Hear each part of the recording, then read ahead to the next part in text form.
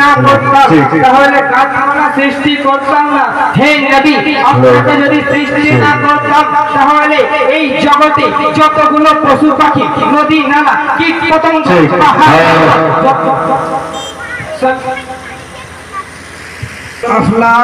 হে নবী, আপনাকে যদি আমি সৃষ্টি না করতাম তাহলে এই দুনিয়াতে কোনো কিছুই সৃষ্টি করতাম না। হে নবী, আপনাকে যদি আমি সৃষ্টি না করতাম তাহলে আসমান সৃষ্টি করতাম না, জমিন সৃষ্টি করতাম না, গাছপালা সৃষ্টি করতাম না, কীট পতঙ্গ সৃষ্টি করতাম না, পাহাড় চন্দ্র সিতারা সৃষ্টি করতাম না, সূর্য সৃষ্টি করতাম না। এক কথায় কি দুনিয়াতে দোনো জাহানে আরশে কালাম, লৌহে কালাম, যতটুকু যত সব কিছু রয়েছে সবটুকু আমি সৃষ্টি করতাম না। শুধু আপনাকে সর্বপ্রথমে সৃষ্টি করেছি, সর্বপ্রথমে আপনার নূরকে সৃষ্টি করেছি।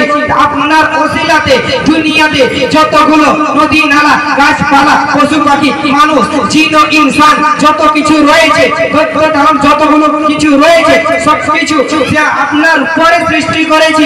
হে নবী, আদমকে সৃষ্টি করেছি মানুষের মধ্যে সর্বপ্রথমে, কিন্তু তার আগে আমি তোমাকে সর্বপ্রথমে সৃষ্টি করেছি। এই হাদিস দ্বারা বোঝা যাচ্ছে, এই হাদিস দ্বারা বোঝা যাচ্ছে নবীকে সর্বপ্রথম সৃষ্টি করতেছে আল্লাহ তাবারক ওয়া তাআলা নিজেই বলে দিয়েছেন যে হে নবী, আপনাকে যদি সৃষ্টি না করতাম তাহলে আমি কিছুই সৃষ্টি করতাম না। এই হাদিসটি দ্বারা বোঝা যাচ্ছে যে কিছুই সৃষ্টি করতাম না। আজকে আমাদেরকে তাহলে নবীকে মহব্বত করা দরকার আছে। আজকে আমাদেরকে নবীকে ভালোবাসতে হবে, আমাদেরকে নবীকে ভালোবাসতে হবে। তো আমরা নবীকে ভালো না বেসে আমরা কি বলছি? আমরা পিছে হটে যাচ্ছি, আমরা পিছে হটে যাচ্ছি, আমরা নবীকে ভালোবাসছি না। আমাদের কাছে যখন কিছু টাকা চলে আসছে, কিছু ধন দৌলত চলে আসছে, ধন দৌলতের অহংকারে, টাকার অহংকারে আমরা নবীকে বলে ভুলে যাই। আমরা নবীকে যখন ভুলে যাই, নারায়ে তাকবীর, নারায়ে তাকবীর, নারায়ে রিসালাত। হযরত আল্লামা মাওলানা কারি আব্দুল আজিজ সাহেব, হযরত আল্লামা মাওলানা কারি আব্দুল আজিজ সাহেব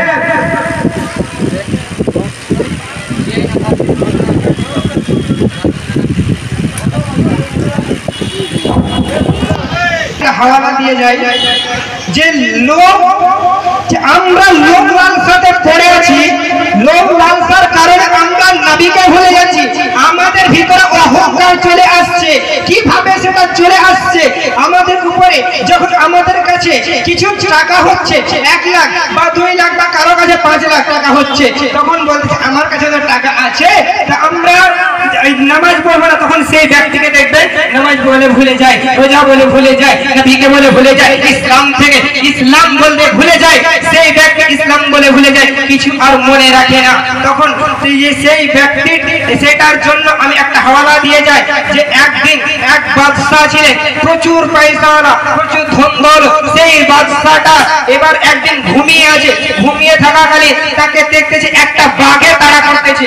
সে বাঘে তাড়া করতেছে, সে বাঘটা যখন সে বাদশাকে তাড়া করতেছে, তাড়া করতে করতে সেই বাদশাটা দৌড়ে চলে যাচ্ছে। দৌড়াতে দৌড়াতে একটা গাছের উপরে উঠলো। সে বিরাট বৃক্ষ, সে বিরাট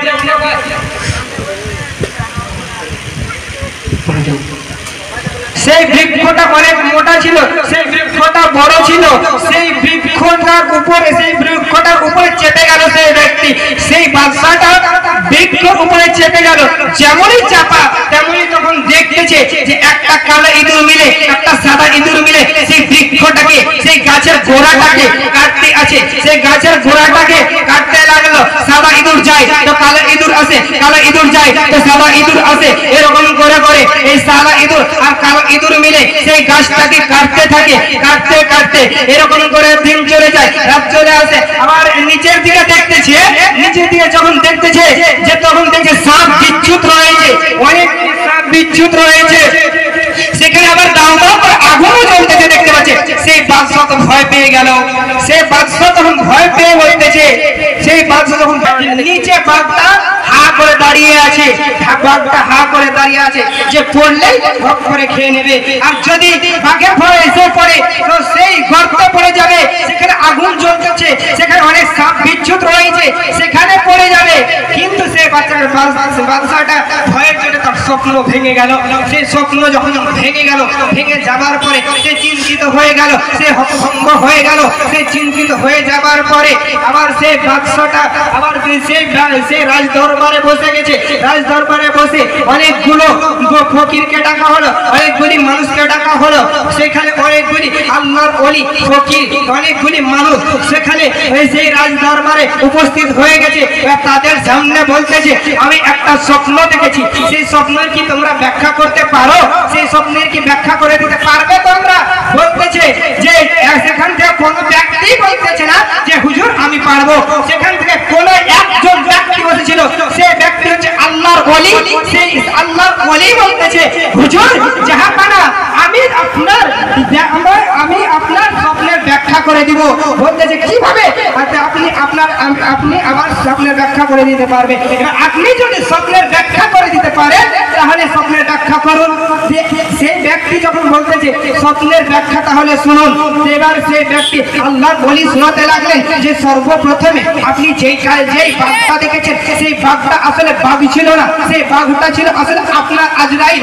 আপনি আজরাইলের ভয়, আপনি মৌতের ভয়, আপনি দৌড়াতে দৌড়াতে ছুটে চলতেছিলেন, ছুটে পালাচ্ছিলেন, ছুটি পালাতে পালাতে এবার আপনি যেই গাছের উপরে চেপেছেন সেই গাছটা আসলে গাছ ছিল না, সেই গাছটা ছিল আপনার মৌত। সেই মৌতের গাছের উপরে আপনি চেপে গেছেন, আপনি মৌতের গাছের উপরে চেপেছেন। আর নিচে যে আপনি নিচে যে আগুন দ্বারা দেখছিলেন গর্তটা ভর্তি হয়েছিল, আগুন সব বিচ্ছু দ্বারা পরিপূর্ণ হয়েছিল। সেই গর্তটা আসলে গর্তটা আসলে গর্ত ছিল না, সেই আগুনটা আসলে আগুন ছিল না, সেইটা ছিল আসলে আপনার জন্য জাহান্নাম। আর এটা ছিল আপনার জন্য জাহান্নাম। কিন্তু আমার একটা ভুল হয়েছে যে আমি একটা গাছের বলিনি যে গাছের উপরে একটা মধু ছিল, মধুর মৌচাক ছিল। সেই মধুর মৌচাক থেকে ফোটা ফোটা করে মধু করতেছিল। এবার সে বাদশা তখন চটচট করে চেটে চলে যাচ্ছে, মানে চেটে খাইতেছে। চেটে যখন খাচ্ছে এবার তখন তার স্বপ্ন ভেঙে গেছে। তখন বললে যে সেই মধুটা আসলে মধু ছিল না, সেই মধুটা আসলে মধু ছিল না, সেই মধুটা ছিল আপনার লোভ, সেই মধুটা ছিল আপনার লালসা। লোভ লালসা আমাদেরকে এখান থেকে কি বোঝা যাচ্ছে? লোভ লালসা আমাদেরকে কতদূর পর্যন্ত নিয়ে যেতে পারে? আমাদেরকে মৃত্যু পর্যন্ত নিয়ে যেতে পারে। লোভ লালসা আমাদেরকে কত দূর পর্যন্ত নিয়ে যেতে পারে? আমার নবীর শান মুজিজা কতটুকু আমরা সেটা ভুলে যাচ্ছি। তার জন্য আজকে আমাদের এই অবস্থা। নবীর কিছু দল, কিছু লোক বলতেছে নবী নাকি গায়েব জানতেন না, নবী নাকি কিছুই জানতেন না, নবীর নাকি কোনো পাওয়ার ছিল না, নবীর কোনো শান ছিল না, নবী নাকি কোনো মুজিজা ছিল না। কিন্তু আমি বলতেছি নবীর সবকিছু মুজিজা ছিল। নবীর পোশাকের মুজিজা ছিল, নবীর চুলের মুজিজা ছিল, নবীর যেই একটা তাহলে আমি একটা হাওয়ালা দিয়ে যাই। একদিন আমার নবী, আপনার নবী, সারা কুল কায়নাতের নবী, নবীদের নবী জনাবে মুহাম্মদ রাসূলুল্লাহ সাল্লাল্লাহু আলাইহি ওয়াসাল্লাম একদিন তার বারগাহ মুবারকে বসেছিলেন। তিনার বারগাহ মুবারকে বসে থাকতে থাকতে সেই সাহাবীদেরকে ওয়াজ নসিহত শোনাতেন। যখন শোনাতে সেখান থেকে যখন শোনা হয়ে গেল, সেখান থেকে এক সাহাবী উঠে বলতেছে, ইয়া রাসূলুল্লাহ, ইয়া হাবিবাল্লাহ, নবী গো, আপনি এতগুলো হাদিস বললেন, এতগুলো আয়াত ব্যাখ্যা করে শোনালেন, আপনি যে এতগুলো হাদিস বললেন, আমার একটাও কিছু মনে নেই, আমার কিছুই মনে নেই।